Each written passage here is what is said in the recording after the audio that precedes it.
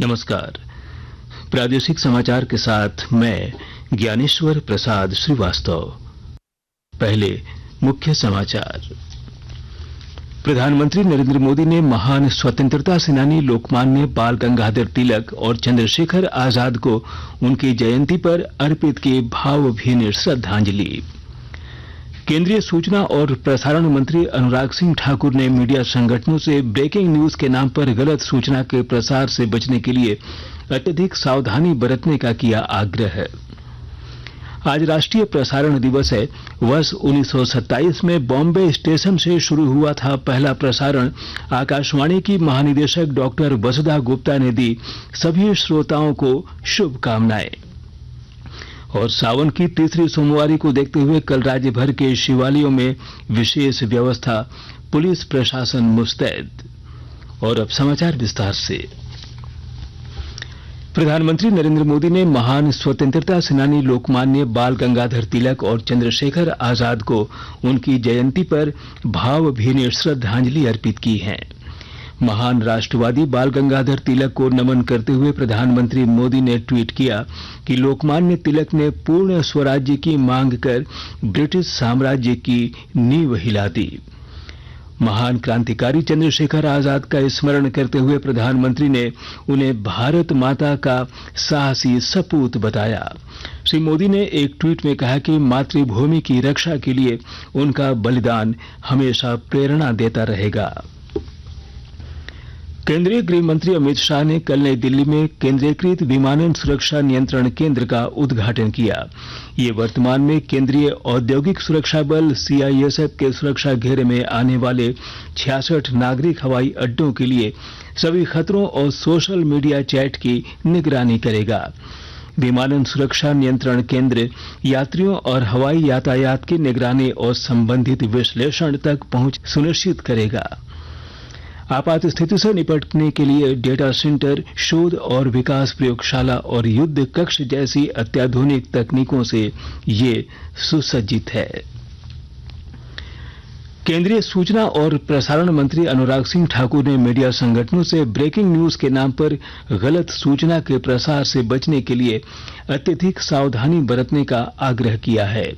नई दिल्ली में 5वें ओडिशा पत्रकारिता पुरस्कार 2023 में श्री ठाकुर ने इस बात पर जोर दिया कि पत्रकार जनता तक सूचना को तुरंत और सटीक रूप से प्रसारित करने में बहुत महत्वपूर्ण भूमिका निभाते हैं।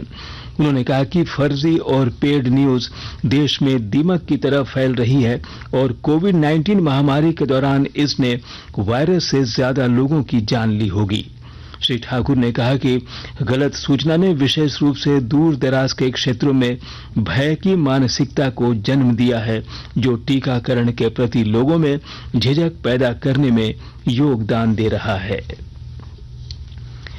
आज राष्ट्रीय प्रसारण दिवस है। वर्ष 1927 में इसी दिन बॉम्बे स्टेशन से एक निजी कंपनी इंडियन ब्रॉडकास्टिंग कंपनी के तहत पहला प्रसारण हुआ था। 8 जून 1936 को इंडियन स्टेट ब्रॉडकास्टिंग सेवा को ऑल इंडिया रेडियो नाम दिया गया। अगस्त 1937 में केंद्रीय समाचार संगठन अस्तित्व में आया। इसी वर्ष ऑल इंडिया रेडियो को संचार विभाग के तहत लिया गया और 4 वर्ष बाद यह सूचना और प्रसारण विभाग के अंतर्गत आ गया। इसके अगले वर्ष केंद्रीय समाचार संगठन को 2 संभागों में बांटा गया, समाचार सेवा प्रभाग एनएसडी और विदेश सेवा प्रभाग ईएसडी। 1956 में लोक प्रसारक को आकाशवाणी नाम दिया गया। लोकप्रिय फिल्म संगीत के विख्यात विविध भारती सेवा की शुरुआत 1957 में हुई। आप सभी रेडियो प्रेमियों को राष्ट्रीय प्रसारण दिवस की हार्दिक शुभकामनाएं। आकाशवाणी घर आंगन से लेकर खेत खलियान तक जन जन तक पहुंचने का एक बड़ा संचार माध्यम है। आकाशवाणी की पहुंच देश के कोने कोने में है। 23 भाषाओं और 182 बोलियों के प्रसारण के साथ अपने आदर्श वाक्य बहुजन हिताय बहुजन सुखाय पर खरा उतरते हुए आकाशवाणी शिक्षा, सूचना, मनोरंजन, खेल तथा दुनिया की सभी खबरें जन जन तक पहुंचा रहा है।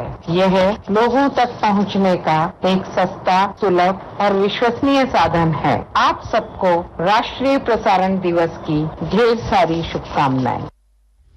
राष्ट्रीय प्रसारण दिवस के अवसर पर सूचना और प्रसारण मंत्री अनुराग सिंह ठाकुर आज दिल्ली में राष्ट्रीय सामुदायिक रेडियो पुरस्कार प्रदान करेंगे। आकाशवाणी के ताजातरीन समाचारों के लिए आप हमारी वेबसाइट newsonair.com पर लॉग इन कर सकते हैं। ताजा समाचार Twitter handle @AIR news alerts और Facebook page All India Radio News पर भी उपलब्ध है। आप प्रादेशिक समाचार एकांश को ट्विटर हैंडल @AIR न्यूज_रांची और फेसबुक, इंस्टाग्राम पेज तथा YouTube channel AIR news Ranchi पर भी हमारे बुलेटिन सुन सकते हैं। प्रादेशिक समाचार आप आकाशवाणी रांची से सुन रहे हैं। युवा मामले और खेल मंत्री अनुराग ठाकुर दूसरे फिट इंडिया क्विज के राज्य स्तरीय विजेताओं को आज मुंबई में सम्मानित करेंगे। राज्य स्तरीय विजेताओं को नकद पुरस्कार और प्रमाण पत्र दिए जाएंगे। यह प्रतियोगिता 2019 में प्रधानमंत्री नरेंद्र मोदी द्वारा शुरू की गई फिट इंडिया मूवमेंट का हिस्सा है। यह खेल और फिटनेस पर देश की सबसे बड़ी प्रश्नोत्तरी है, जिसमें स्कूली छात्रों को 3 करोड़ 25 लाख रुपए के नकद पुरस्कार दिए जाएंगे। इसे पिछले वर्ष 29 अगस्त को शुरू किया गया था। आयकर विभाग ने इनकम टैक्स रिटर्न फाइल करने की अंतिम तिथि 31 जुलाई निर्धारित की है। इस तिथि से पहले सभी करदाताओं से इनकम टैक्स रिटर्न फाइल करने की अपील की गई है। अब तक 3 करोड़ से अधिक लोगों ने रिटर्न फाइल कर। सरायकेला खरसावां जिले के सिनी स्थित पद्मावती जैन सरस्वती शिशु मंदिर में जल संरक्षण पर कार्यक्रम आयोजित कर छात्रों को जागरूक किया गया। विद्यालय के प्राचार्य एस कुमार ने बताया कि बरसात के जल को संग्रहित कर हम भूमिगत जल के स्तर को ऊपर ला सकते हैं। साहिबगंज जिले में विभिन्न सरकारी योजनाओं के तहत पेंशन प्राप्त करने वाले लाभुकों को आधार नंबर से जोड़ने के लिए केंद्र सरकार ने निर्देश दिया है। और ब्यौरे के साथ हमारे संवाददाता। जिले में सरकार के विभिन्न पेंशन योजनाओं के अंतर्गत पेंशन का लाभ ले रहे ऐसे लाभुक जिन्होंने अपना आधार नंबर नहीं दिया है, वैसे लाभुकों को प्राप्त हो रहे पेंशन पर केंद्र सरकार अगले माह से अपना अंशदान नहीं देने से संबंधित पत्र राज्य सरकार को भेजा है। साहिबगंज जिले में विभिन्न पेंशन योजनाओं के अंतर्गत कुल 1,33,860 लाभुक हैं, जिनमें से 3,705 लाभुकों ने आधार से लिंक नहीं कराया है। इनमें से 1,033 लाभुक केंद्र सरकार की पेंशन स्कीमों के तहत सूचीबद्ध हैं। साहिबगंज सामाजिक सुरक्षा कोषांग पदाधिकारी शंकर प्रसाद ने बताया कि विभिन्न सामाजिक सुरक्षा योजना के 100% लाभुकों को अपना आधार से लिंक कराने का निर्देश दिया गया है। आनंद कुमार ओझा, आकाशवाणी समाचार, साहिबगंज। कोल्हान वन प्रमंडल के वन पर्यावरण एवं जलवायु परिवर्तन विभाग की ओर से बासाकोटी में वन महोत्सव का आयोजन किया गया। इस अवसर पर खरसावां विधायक दशरथ गागराई ने पौधारोपण कर पर्यावरण संतुलन का संदेश दिया। उन्होंने कहा कि जंगल लगातार घट रहे हैं, जनसंख्या बढ़ रही है, पर्यावरण के संतुलन को बनाए रखना हमारे लिए बड़ी चिंता का विषय है। गोड्डा की अपर समाहर्ता स्मिता टोप्पो ने जिले में जन्म मृत्यु का 100% निबंधन कराने का निर्देश प्रखंड विकास पदाधिकारियों को दिया है। वीडियो कॉन्फ्रेंसिंग के माध्यम से समीक्षा बैठक करते हुए अपर समाहर्ता ने कहा कि 14 अगस्त तक जन्म मृत्यु पंजीकरण का विशेष अभियान चलाया जा रहा है।